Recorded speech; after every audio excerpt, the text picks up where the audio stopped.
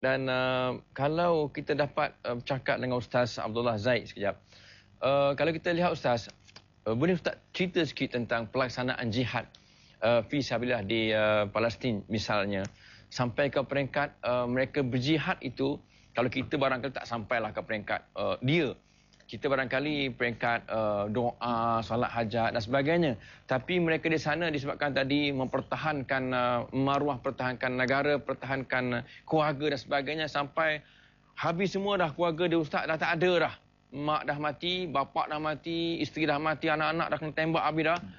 Sampai dia kata, apa aku nak buat lagi?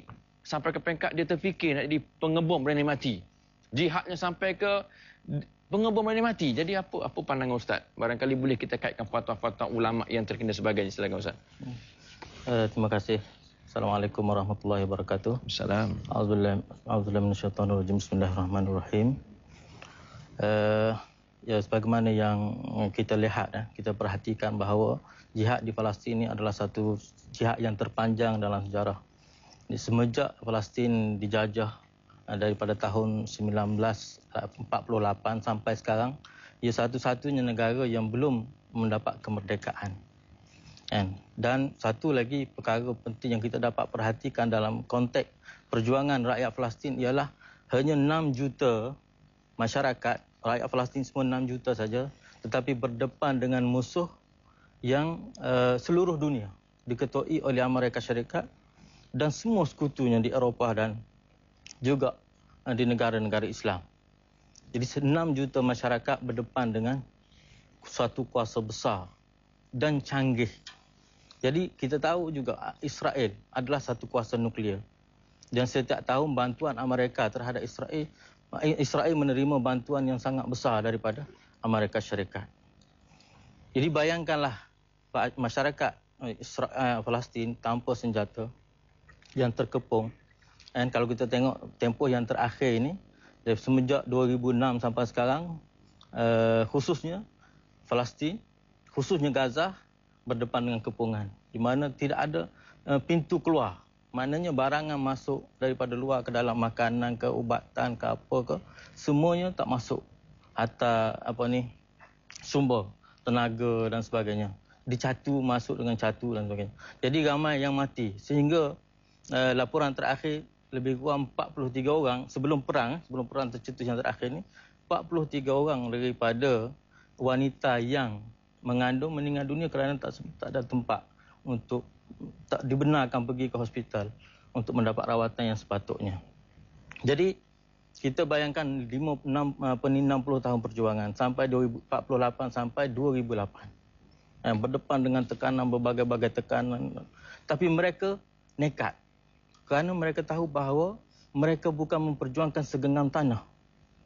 Orang Palestin, kalau nak tanah, dia boleh dapatkan tanah di mana-mana. Bahkan seluruh dunia offer. Dunia barat offer. Supaya orang Palestin keluar daripada Palestin. Nak beri tanah. Kalau mereka ni nak kehidupan lebih mewah, lebih mudah, mereka boleh keluar. Tapi kerana mereka mereka faham perjuangan mereka adalah perjuangan akidah, memperjuangkan Palestin adalah tanggungjawab akidah. Mempertahankan Baitul Maqdis adalah tanggungjawab akidah. Oleh kerana itu mereka walaupun susah, anak tak cukup susu terpaksa, setiap keluarga ada yang dibunuh, ada yang ditangkap, ada yang jadi yatim. Kalau kita tengok kat kita ni, anak-anak muda kita, anak-anak dara kita kahwin, umur muda-muda, boleh meneruskan rumah tangga dia sampai ke akhir hayat. Tapi mereka, kalau kita tengok senarai anak yatim, senarai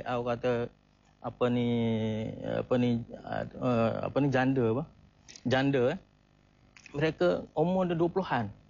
26, 36, saya tengok sendiri, maknanya satu suasana yang tak dapat kita gambarkan. Jadi mereka berdepan dengan satu suasana, satu kepayahan untuk mempertahankan. Tidak mahu tolak ansur, tidak mahu menyerahkan negara mereka kepada orang lain.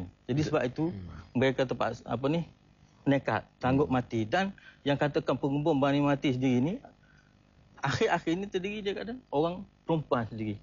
Orang ibu-ibu muda pun sanggup untuk melakukan. Ya, itulah perjuangan yang tidak mengenal erti penat dan lelah dalam perempuan sampai ke peringkat perempuan-perempuan pun sanggup menjadi pengebom berani mati, pertahankan agama khususnya dan juga pertahankan tanah air dan keluarga mereka. Ustaz, kalau kita lihat Ustaz sebut tadi, Palestin ada 6 juta orang umat Islam berdepan dengan Israel dan sekutu-sekutunya. Mana pergi negara-negara Arab lain, Ustaz? Mana pergi Arab Saudi, Jordan, Kuwait, Syria, Iraq, macam-macam. Mana pergi mereka? Kita sebut Israel ada sekutu-sekutunya. Saya negara Arab ni, mereka keliling Israel di tengah-tengah tu. Jadi ke mana mereka pergi? Apa mereka buat? Silakan Ustaz. Ya, kalau kita faham politik antarabangsa, disebutkan bahawa Palestin adalah tempat pertemuan di antara barat dengan timur. Dan zaman sekarang, zaman Amerika atau barat menguasai dunia. Kuasa yang dulu di bawah Islam sekarang berpindah berada di tangan barat. Semenjak daripada kekalahan kejatuhan Khalifah Osmaniyah 1924, kuasa dunia berpindah kepada barat. Jadi sebenarnya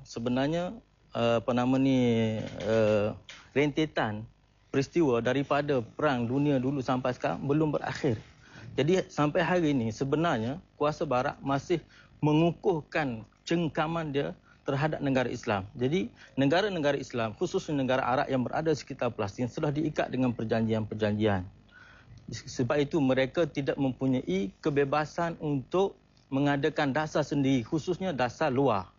Di dasar luar negara-negara Arab mesti mengikut telunjuk Amerika, mesti ikut telunjuk barat. Dan kalaupun ada apa-apa resolusi yang dicadangkan daripada negara-negara Arab untuk membantu rakyat Palestin, Amerika boleh menggunakan veto dia. Jadi dengan itu menafikan segala hak dan menafikan segala peluang untuk apa-apa gerakan ataupun percubaan untuk membela dan membantu. Jadi sebab itu yang penting sini pada pandangan saya ialah politik dasar luar negara Islam, khususnya negara Arab, semuanya telah dikontrol oleh barat, oleh Amerika Syarikat. Ada orang tanya Ustaz, ya 60 tahun, sejak 48 sampai 2008 katakanlah, ya, dan kita menyaksikan berapa ratus ribu umat Islam di Palestin sudah disembelih begitu saja oleh orang Yahudi Israel. Jadi kita di Malaysia pun dah lama dah berdoa Ustaz, dah lama dah berdoa, solat hajat apa semua, tak pun merdeka Palestin. Masih dibunuh sampai sekarang. Apa sebab doa tak makbul? Silakan Ustaz. Bismillah. Terima kasih semua kursi. Sebenarnya saya sebelum menjawab soalan tu, saya kena cerita dulu konsep doa itu sendiri. Sebenarnya doa itu adalah merupakan ibadah. Dan kita kena buat sama ada kita tahu bila Allah Ta'ala perkenan, bila dia nak tentukan, itu adalah ketentuan daripada Allah Subhanahu Wa Ta'ala. Semua yang berlaku depan mata kita sudah ditentukan oleh Allah Subhanahu Wa Ta'ala. Tetapi dengan sunnah sebab dan musababah. Jadi kita dalam membuat perubahan kehidupan ni, nak merubah daripada hina kepada mulia, daripada kalah kepada menang, mesti kita melaksanakan tugas yang wajib kita laksanakan dulu. Selagi jiwa umat Islam tidak merdeka, negara umat Islam tidak merdeka sepenuhnya, dan hubungan kita umat Islam dengan Allah Subhanahu Wa Taala bercampur bau, tidak tulus, tidak solid sepenuhnya hubungan kita dengan Allah Subhanahu Wa Taala, maka itu akan menjadi penyebab kenapa doa tidak dimakbulkan. Tetapi tidak semestinya lambat datang ataupun kemenangan lambat datang ataupun belum tentu datang bila itu maknanya doa tidak diperkenankan. Tetapi itu adalah hikmah Allah Subhanahu Wa Taala. Tapi yang dia mahu daripada kita ialah melakukan ketundukan ibadat kepadanya dengan berdoa. Tapi dalam hadis Rasulullah SAW, salah satu hadis Rasulullah menyebut, ada sebab mengapa doa ini tidak dimakbulkan. Salah satu sebabnya ialah kerana makam kita haram, pakaian kita haram, minum kita haram. Kemudian kita berdoa, Ya Allah, Ya Rab, Ya Allah, Ya Rab. Mana kita nak mendapat kemenangan untuk mendapat perkenan daripada Allah Subhanahu Wa Taala, kena baiki diri. Saya nak sebut sikit pengurusi apa yang dilakukan oleh Salahuddin Al-Ayyubi antara senjata dan bahkan daripada peperangan daripada zaman Nabi lagi, kemenangan umat Islam bukan dilihat daripada kecanggihan senjata, tetapi dilihat daripada dosa pahala daripada kebersihan solah diri umat Islam itu sendiri. Sebab itu Salahuddin Al-Ayyubi waktu dia berusaha untuk membebaskan Baitul Maqdis daripada tangan cengkaman Salibiyun, orang Salib, tentera-tentera Salib, apa yang dibuat ialah tiap-tiap malam dia pastikan askar-askar dia qiyamul lail. Jadi hubungan kita dengan Allah Subhanahu Wa Taala, bersih diri kita, tidak melakukan dosa, tidak makan benda yang haram dan sebagainya. Kalau hari ini kehidupan kita dipenuhi dengan riba dan sebagainya, banyak masalah dalam kehidupan kita dan tidak bersih. Itu mungkin salah satu sebab kenapa kita tidak mendapat kemenangan. Betul Ustaz, betul Ustaz. Kadang-kadang bukan makam saja Ustaz kan. Kadang-kadang keterlibatan kita, ekonomi kita menyimpan kat perbankan dan sebagainya.